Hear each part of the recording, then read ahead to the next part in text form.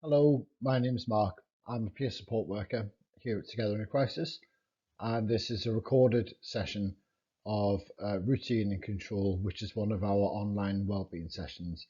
The sessions usually take place on Zoom as a group. If you're watching this, I'm guessing that for whatever reason you were unable to attend, but thank you for joining to watch the video. We're going to be covering the same content. Just going through it a bit quicker because it's just going to be me talking. So, routine control. Before we start, I'll let you know that there's a resource pack that goes along with this, and the resource pack is going to contain the tools and activities that we're going to be talking about today. And these tools and activities are designed to help you manage your well-being independently and put things in place that are going to help you maintain a good level of well-being and hopefully work towards a more balanced and happier lifestyle.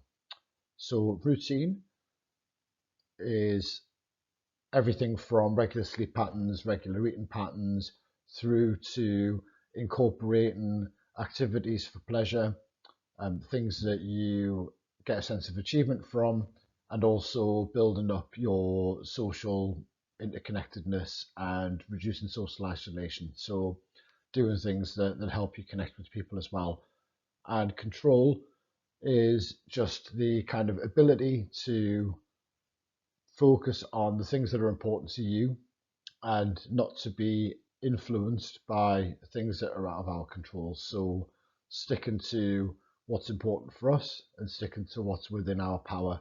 And routine and control play into each other's hands quite well. So, establishing a good routine helps us to stay in control, and being in control of things can help us stick to our routine.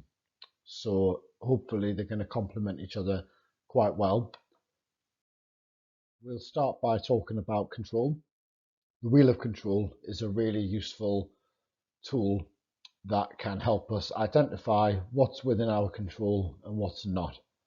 And if you are worrying about what ifs or worrying about the future or worrying about what other people think or what's going on in the world, it can be helpful to acknowledge that a lot of these things are things that we can't do anything about, that they're out of our control, we don't have power over them, and therefore they don't deserve our attention. And it's much more important that we focus our attention and our energy on things that we do have influence over.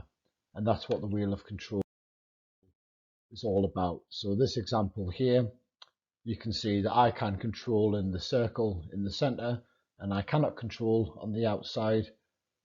And this is a kind of coronavirus pandemic themed example. So I cannot control other people following the rules. I can't control how much toilet paper is in the shop. I can't control how other people act, whether people social distance or not. And I can't control how long it's going to last, and I can't predict what's going to happen. So all of these things, while they are causes for stress, they shouldn't be, because worrying about these things doesn't change them. If people aren't following the rules, you getting angry about them not following the rules isn't going to make them more or less likely to do so. The only person you harm by worrying about things out of your control is yourself. So when we identify things that I cannot control, it's important to try and let go of them, which can be difficult and it can take a bit of practice, but it's really important.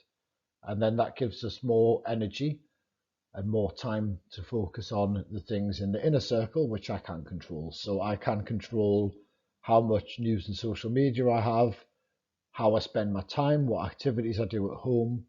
I can control my attitude towards things, and I can obviously control how much I follow the rules. So focusing on these things is a lot better for our well-being because we are in charge of them. So I think the idea of this is if you have a negative thought or something stresses you out or upsets you, the first thing we need to do is decide, can I control this or can I not? And if the answer is no, then we acknowledge the thought and we let it go. And if the answer is yes, I can't control it, then we could do something about it. So this is a more everyday example, which will come out in the resource pack. You can copy it like this, or you can use the one we send, or you can write it out however you like. The main thing is separating what I can and what I can't. So I can't control other people's decisions, traffic, the news, the weather. I can't control my routine, eating well, exercising.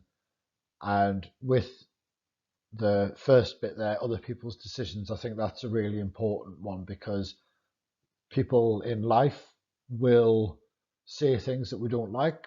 They'll do things that we don't like. They may do or say things that are directed at us, that are intended to be hurtful or upsetting. And we can't change people. It's not our responsibility, and it's not our, duty to change other people's behavior or to dictate what other people do. So that is outside our control. What is within our control is how we respond to those things. So I think it's really important to remember, if someone says or does something that triggers negative emotions in us, to switch our attention away from that person and away from what they're doing, and switch it back onto us and say, I can't stop them doing or saying that, but I can control my response to it.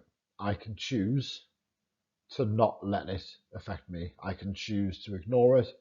I can choose to be the bigger person and to go on with my life and focus on the things that are good for me rather than focusing on the things that are bad for me. And that's a really useful skill to be able to learn. And that's what the wheel of control can help us do, is to focus on that and focus on ourselves. And here's some obviously examples of other things that we might put in there. If you prefer to do it in that format, in a table with two columns, that's great as well. It's up to you kind of which way around you do it, or however you write it out. You can do it in the back of a notebook or stick it on the fridge or whatever. Or you can just think about it. You don't necessarily need to write it down. Writing it out can help. It can help draw out more ideas, but the concept is focus on yourself, focus on what you can control, and let everything else go by without paying it too much attention. So that was kind of control.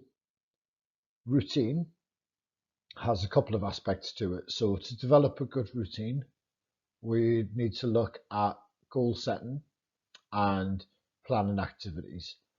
So adapting to a new situation will take some time, but establishing a routine can help us to adapt to any life changes or any new situations that we find ourselves in.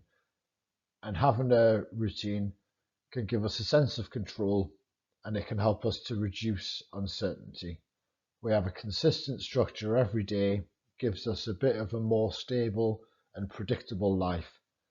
And having those regular elements of a routine, like a wake up time and meal times and things like that, can make us feel like we're leading a more normal life, and it can give us a platform to start introducing things for our well-being. So things that give us a sense of achievement, things that connect us to people, and things that give us pleasure. So having a regular, stable routine gives us an opportunity to introduce those kind of activities and start working towards our goals. And that's how we can maintain well-being over a long time and give us a lot of protective factors to stop us from slipping back into negative thinking patterns or times of crisis. So step-by-step goal setting is a pretty simple but really effective concept, that we'll have certain activities in our routine, but right now they might not feel possible. So maybe that's something to do with exercise or eating habits, maybe something to do with work or hobbies or skills that we want to learn.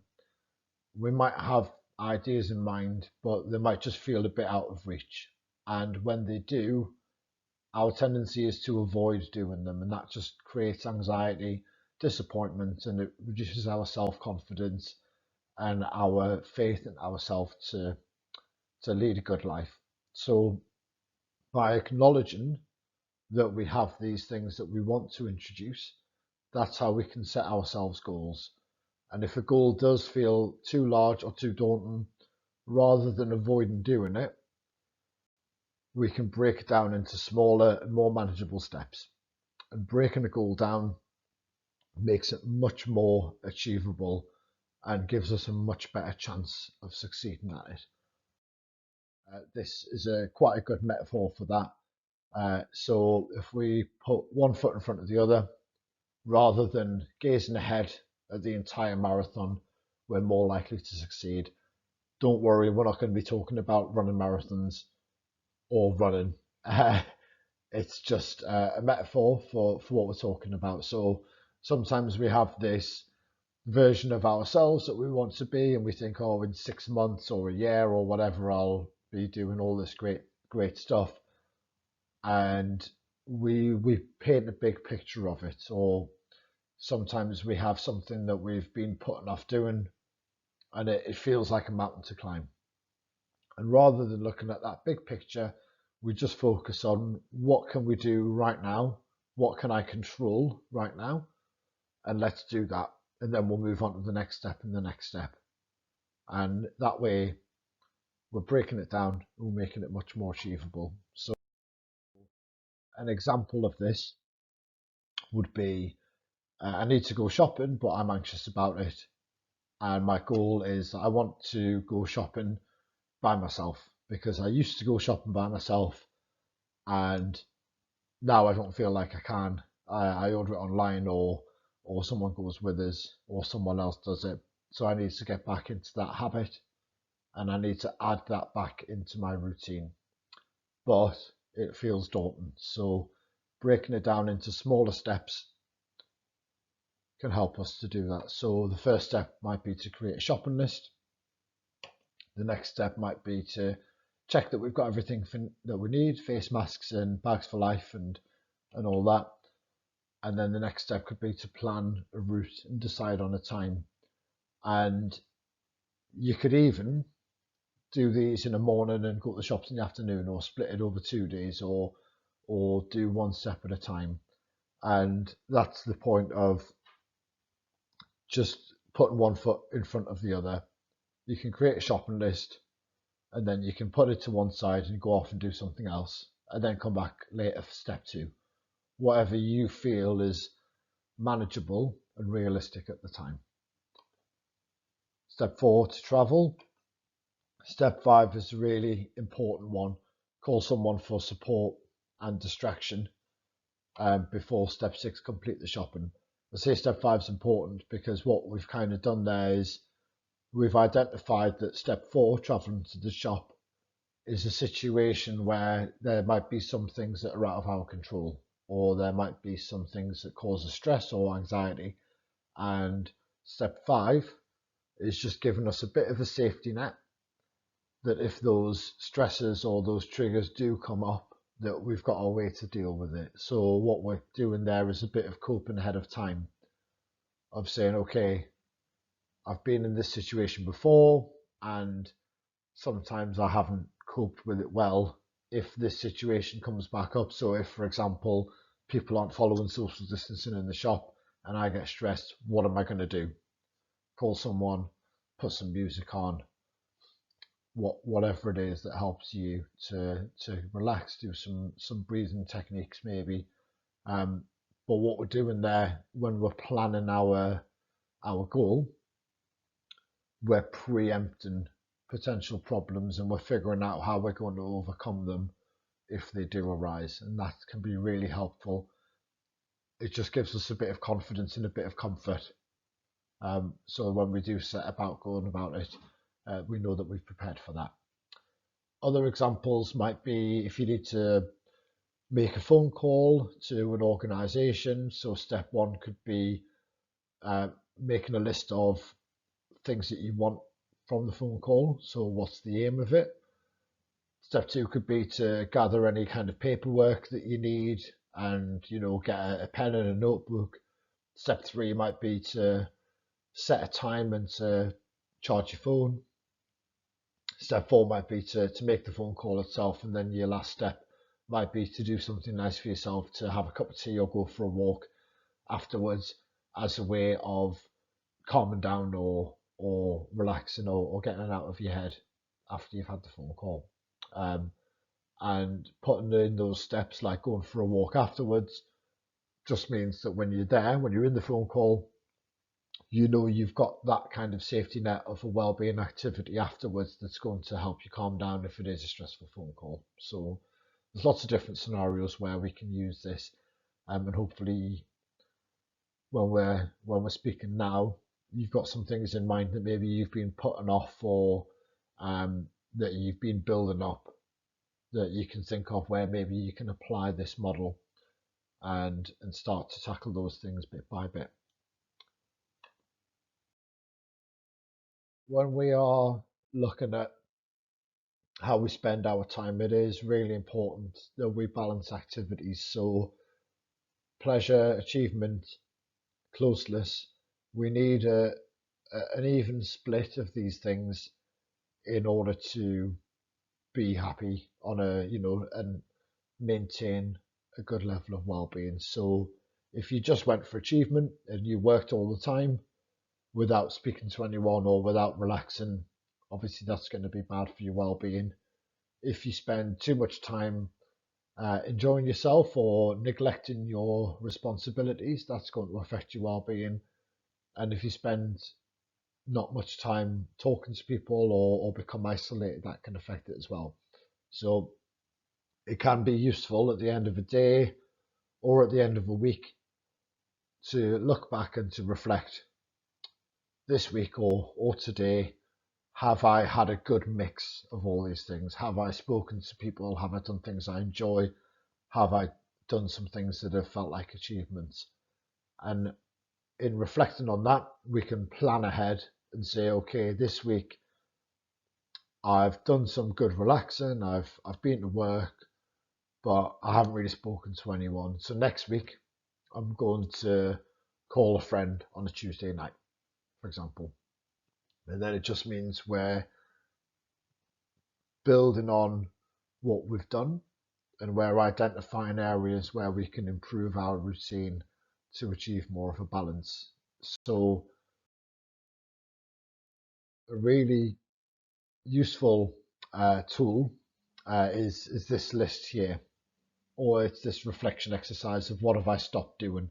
Quite often when our well-being dips, or if we suffer a setback, one of the results or one of the signs that our well-being slipping is that we'll stop doing certain things. So for me, it would be things like going out on my bike and talking to my friends on the phone. I've got a couple of friends who I speak to maybe once a week, and I know that if I stop doing those things, that's a sign that my mood is dipping or that my well-being is suffering. So if I'm having a really tough time, they would be on my list of things that I've stopped doing. And if I'm trying to get myself out of that and get back to a level of living a full and balanced life, they're things that I would try to reintegrate. So if I'm planning my week, I would say, okay, I need to go out on my bike once and I need to phone at least one friend. And hopefully looking at this list here, as we can see, it's split into pleasure and achievement and closeness. There's some things on there or some other examples you can think of maybe things that you're not doing at the moment that you would usually do if you were well. And then hopefully now you're thinking, well, haven't done that for a while, I quite enjoy that, or that's good for us. Maybe I can start with the small steps, trying to reintegrate it. So just once a week, or just for 5 minutes, or um, you know, just as a one-off to start with, and then getting up to that balance where we're doing things more regularly, and again keeping track of it, so we know if we stop doing it, maybe that's a bit of a red flag that we need to look after our well-being a bit more. So we've included some activity planners in the resource pack. So there's some simple ones to split your day up: morning, afternoon, evening. So you can see uh, Monday and Tuesday, we've done that stepped approach for going shopping. So Monday morning, I'm checking the cupboards to see what I need. Monday afternoon, I'm making a shopping list. Tuesday, I'm going to the shops, and Tuesday afternoon, I'm putting the shopping away. So we are planning out how we're going to achieve things within those small steps. And we've got our regular things of breakfast and lunch and dinner that we have as a constant, as a kind of minimum to keep us ticking over and to make sure that we're staying into at least a kind of respectable level of routine.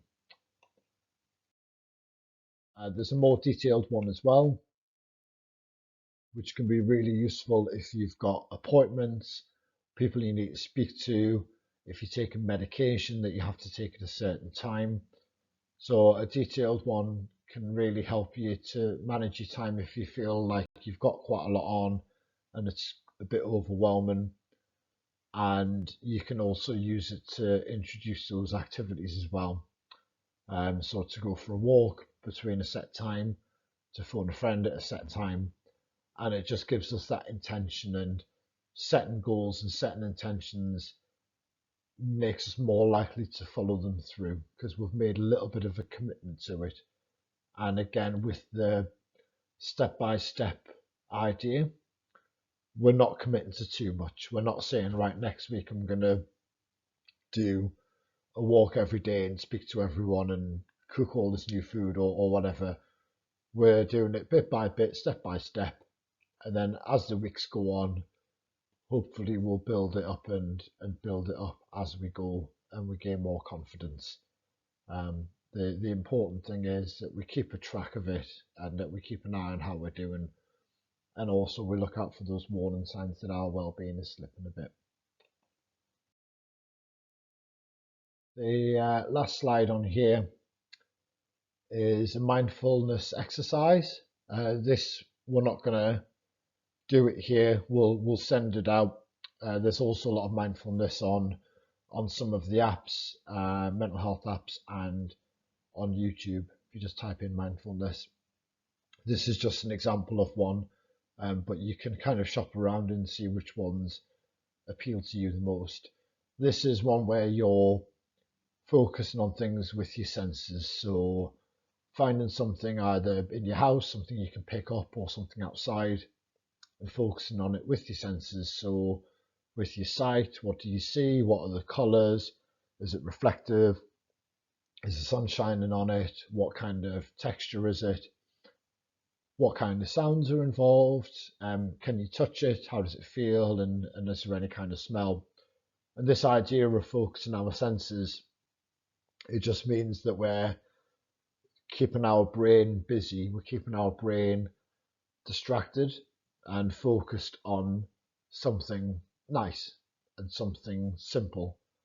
So if we are getting overwhelmed or stressed out or upset or angry, doing a mindfulness exercise and focusing on your senses can be a really useful way just to keep yourself in the present and to stop your brain from getting carried away with those negative thoughts. An example of this one that kind of ties into what we were doing is someone said that when they go to the shop, instead of thinking they're walking to the shop, they walk to a tree, and then they walk to the next tree and the next tree and the next tree until they get to the shop.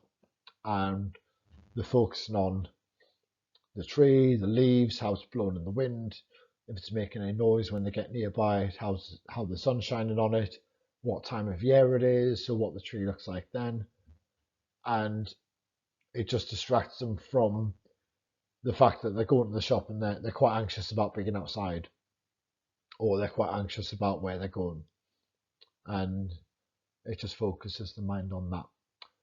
So mindfulness is something that can take a bit of practice, and it can take a bit of time to kind of get your head round and get into it. And quite often, the first few times you'll try it, it might feel a bit strange, or um, I think the most common thing is you feel like you're not doing it properly. That's definitely what I had, but eventually, once you get going with it, it can be a really good distraction technique, and it can be a good tool to have in mind if you feel like you've got a stressful situation coming up or something that you are anxious about, to have some kind of mindfulness exercise in the back of your head ready to use, um, to help you calm down in those kind of situations. But again, we'll send this out as well, and you can have a look at that and have a go at that in your own time. Final thought from today, if you're still here, still watching, thank you very much. Um, Kind of I think the theme of control is about showing your mind who's boss. So we are in control of our thoughts. We're in charge. We're dominant, and you can tell your mind it's had its fun, but now we're taking back control, and that we have the power to quieten our minds, and that's really important. That we can let our thoughts run away with us, and it takes a bit of practice, but if you can get into the mindset of saying, hold on, I'm in charge, I decide what we worry about, I decide what's important, and I'm going to focus my energy on the things that I can control and the things that matter to me. And it's a really good mindset to get into if you can work on that and develop that. And here's just a little overview of the resource pack. And it does have just everything that we've covered today and some other useful information as well. So thank you very much for watching. It's been great that you've listened right through to the end, if you have, or if you may have just skipped the whole thing and got the end now, in which case, naughty. But yeah, thank you very much, and I hope that you find at least some of it useful. Bye.